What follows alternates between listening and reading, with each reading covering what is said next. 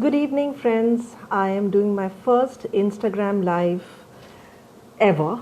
I have been doing live videos on Facebook, and this is the first time on Instagram. I don't even know, I had to kind of figure out how to do this. So I'm going to learn what to do with this Instagram video and how to save it so you can watch it at your own time if you so choose to. So this is my first, as I said, my first Instagram video. So I'm going to wait till a few of my friends who said that they will be online will come online at 5. So I think we are a little ahead of schedule. So I'm going to wait till you come online.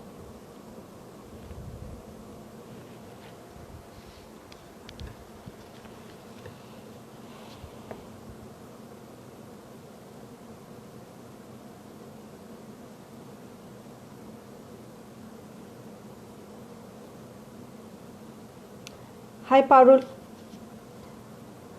Hi Alicia, Saurav. Thank you for being on my first Instagram. Yay! My first Instagram video. Okay, since I guess it's 5 o'clock, and so let me begin with this video. First, just a little introduction about me as to why I am doing this video, what is it about, and things like that. So a little introduction about me. I'm Radhika Chopra. Some of you know me, some of you are related to me. Today's video is a little bit about, the concepts of Ayurveda as well as astrology and my own understanding of it. The thing is that I've always been I've always been a seeker, not a great seeker, a seeker. And I have always wanted to learn, and one of the subjects that I've always wanted to learn is astrology. It always fascinated me. However, I started my whole journey with astrology perhaps on the wrong foot. The reason I say that is, like most of us believe that astrology is a predictive tool, and we all want to know what's going to happen in our lives, and that's how we use astrology. And we all want to know that we are going to be okay, and when is the good time, and how do we avoid the bad time. And I think that pretty much sums up the understanding people have about astrology, and I was no different. So I started my whole search with astrology based on that, and it really did not go very well. One is, it is an absolute dishonoring of this wonderful subject. So my guru at that time told me, please stop all this nonsense because it's creating a lot of fear, and I, with a very heavy heart, had to let it go. However, years later, I have a much, I'm thinking a more stable understanding of it. And so one of the things I want to highlight here is, whenever we begin anything, or whether we are starting a business or a study, anything in your life, even your career, even your education, it's very important to take a moment and ask yourself, where am I coming from? Am I coming from survival? Am I coming from fear? Am I coming from a place where I need predictability, I need answers? Or am I approaching life with just the quest of learning, of discovering, of expanding, of evolving, and of growing? And I think that's where I am with this subject. Now, I must acknowledge my teachers first. So I have had many teachers who have brought a lot of insight into this subject for me. Not necessarily through typical classrooms, although I have enrolled for an astrology class, and I have a wonderful teacher, Sarbinder Johal, who I would like to mention here. Also Dr. Arjun Pai, I have been watching his videos. There's so much of content, and there is also somebody called Exotic Astrology. This person I follow on Instagram, and I see his videos. Amazing stuff. So I'm a student of astrology. I'm not an astrologer. I'm actually nothing but a student, or I'm just always in this quest of learning and discovering more. So that's where I'm coming from. Now, the reason why I'm going to share this subject is because I want people to sort of open their focus about this beautiful subject of astrology. You see, astrology is a study of the stars or of the heavenly bodies. It's of the macrocosm, right? The great beyond. But when we look at the macrocosm, it is magical in the way that we understand the microcosm, that we understand what's going on inside of us. Now, it's very easy to try to find a fix in your life, and there are many remedies that people have, and they all are beautiful remedies. I love remedies. I'm not saying that they are not good. But if you approach it from the point of fixing your life, then you may fix it to a certain extent, if at all, or for a certain period of time. But I think if you go a little deeper, if we understand life, if we understand what's really going on, what are we made of, right? Then we can actually change our lives. And I think that is the greatest remedy, to be able to transform. So please don't look at astrology as just as a predictive tool about, when will I have children, when will I get married, when will I get rich, or when will I avoid this and avoid that. It's so much more beyond that. It's so much more beautiful than that.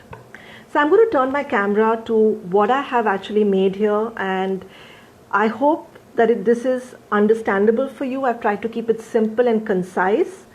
And this is not mainstream astrology. I don't know whether this is actually even in the text, but this is my understanding of it. So I'm just sharing my understanding. See if it resonates with you. So we all have heard of gunas, right? In Ayurveda we talk about gunas. We hear about sattva guna, rajas, and tamas guna. Now, this is used in Ayurveda for healing or to understand the body type or the state of mind and things like that. But let's understand what is sattva, rajas, and tamas, like in very briefly. So sattva is about stillness, it's about contentment, and it's about quietude. The quiet, peaceful, blissful, centered self. That state of mind is sattva. That state of being is sattva. Rajas is action. It's about goal orientation. It's movement, right? So space is sattva, and the movement, the breeze, the wind that moves the leaves is rajas. So that creates movement, or a disturbance or a movement is rajas. Tamas is simply non-action. It is inaction, non-action. It is inertia. Okay. So these are the three qualities. Now I find this very interesting. This is something I've heard for many years. And it occurred to me, let us look at a chart, look at our astrological chart. So I'm going to turn my camera to what I have made. And let's see, let me turn my camera and show you. There. So this is what a North Indian astrological chart looks like, okay? So what is this? Divided into 12 parts, which these 12 are called 12 bhavas. Now, my teachers always say use the Sanskrit words because they are a more accurate description of everything. The other languages somehow have this restriction or limitation to accurately describe, and I can't agree with it more. So these are the 12 bhavas. The 12 bhavas means basically are the moods or the emotions or the experiences, the 12 of them, and we all have this. So this is just a gist of what these 12 mean. For example, the first house, it is really denoting the self. The second one, this is the second one. This really means your resources and your family. The third is about action. The fourth house or the fourth bhava is Sukh or the Sukhsthan, or even the womb. It's actually, one of my teachers, Dr. Arjun Pai, described it beautifully. He calls it the womb and the tomb, and between that life happens. It's a very beautiful description. The fifth house or the fifth bhava is basically the creative principle. So it's also your children, your creativity and things like that. The sixth bhava is your enemies and even your karma. which is your obstacles, those impediments that come in our way, that is the 6th bhava. It's also disease or, illnesses and stuff like that. The 7th bhava is the world. If this is you, right opposite you is the world. It's also the place of your spouse and all your partnership. The 8th bhava is the death or longevity. Actually, it is called the house of death, but it's really not about death, it's about longevity. So this is the 8th bhava. It's a very fascinating one. Then the next one is about dharma or your blessings or your, so I like to call it blessings and not luck. And it is the house of dharma. The 10th bhava is the house of karma. So another interesting one. 11th bhava. The 11th bhava is about gains and about larger circles of life. And the last one, the 12th bhava, is about rest and retreat. So that's one way of looking at it. So rest and retreat. So this is about the astrological part of it. Okay, I'm having trouble holding my phone steady. Okay, so this is the astrological part of it. Now, why did I talk about gunas here and this here? I started to look at something fascinating. And I would like people who are masters in astrology, including exotic astrology, and anybody else, my teacher is on Instagram, so he may look at it. Please give me feedback, tell me if I'm wrong. Sometimes I look at things really deeply and come up with my own perspective, So anyway, for the rest of you, this should be fun. Now the self, when you are born, this is who you are. And this is sattva as well as rajas. Why did I feel that it is sattva and rajas? Because when you are born, there is the I am. And also there is the simultaneous quest of who am I.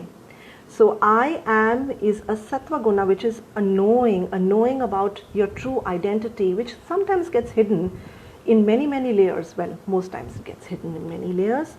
And then is the rajas. That means the quest, that now you're on a journey, that you are born to find out who am I in reference to life. So this is a sattva as well as a rajas gun. The second bhava, this is about your resources, what you have, and even including your family, right? Your family of birth. Some people say early education.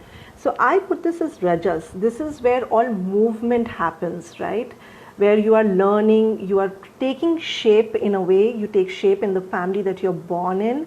You kind of get a sense of your true value. So for me, it came into the rajas gun. The third one is clearly rajas. This is also called the parakram bhav, because it is where you will be able to have the will of the ego self in a way, or the will to be able to meet with life or life's challenges. So this clearly was a rajas or movement orientated bhava. The fourth one is completely sattva, because for me, I found it a sukha bhav. This has potential. Actually, let me put it this way. This is naturally a sattva bhav. That means you understand, you've come from the womb, the mother's belly, the place of great rest, great comfort, where you feel completely safe. And as Dr. Arjun Pai also mentioned, the womb and then the tomb. So the next time you feel safe is when you're in your tomb, right? The rest of life is more about surviving life. So this is sattva. However, sometimes for people, this can turn tamasic as well, where they get very accustomed to their comfort zone. They do not want to, like their comfort zone, they don't want to grow or evolve. But all in all, this is a sattvic bhava. The fifth one is rajas. Rajas, because creativity is rajasic in nature. You express your creativity, is movement. You get inspired in life with an idea and then you create something with it. It requires movement and expression. It is hence rajasic. The sixth is about disease. It's about your obstacles and the hardships that you may be going through. And this is tamasic. This is about rest as well in a way. So this is a tamasic bhav. The seventh one, the seventh bhava is Rajasic, because the thing is, you kind of get, I mean, most of us get a sense of ourselves in reference to other people. You know, when you're in a relationship with someone, you start defining yourself. And hence, this is very Rajasic in nature as well, because you are constantly interfacing with the other, and you're making, or rather, you're coming to a meaning about what that is. So this is a Rajasic. And also a lot of growth happens. When you get married, a lot of people say they help each other grow as individuals. So this is Rajasic in my understanding. The eighth house of death, as well as longevity of transformation, can get very tamasic as well. Now, when I say tamasic and I looked at this 8 bhava, I didn't necessarily mean it in a bad way, right? Because sometimes you need to go into that absolute inaction or suspension of action and go really deep. And when you go deep, even within yourself, you've got to go into the deep aspects of yourself, even the darker aspects of yourself. Only then will you get transformed. So that's tamasic. The ninth bhava, in my opinion, because it's a house of dharma and blessing, it is sattva. This is the potential of sattva. Please understand, I'm basically trying to explain my version of the natural orientation of these aspects of your life and how you can take it. So this is a sattvic energy here. It is the guru, it is the blessings, it is the path of dharma, the right action. So that's a no-brainer, it's sattvic. The 10th house, it's the house of karma. This is where all your actions are done. And while I was writing this down and I looked at something, I said the 10th house, if this were to have eyes, it would put a drishti on this, which is your 4th. That means you come into this womb because of karma, and you will finally go into the tomb because of the karma, because of the end of that karma, right? So anyway, the 10th house or the 10th bhava is very Rajasic, because this is where all your action happens. It would be wonderful to connect this to this, means the right action in life. The 11th one is Rajasic. It is about the world, large group of friends you find yourself in. It's about gains and things like that. It's about growth. So these are bhavas where growth is possible. It is hence Rajasic. And the last one is rest and retreat.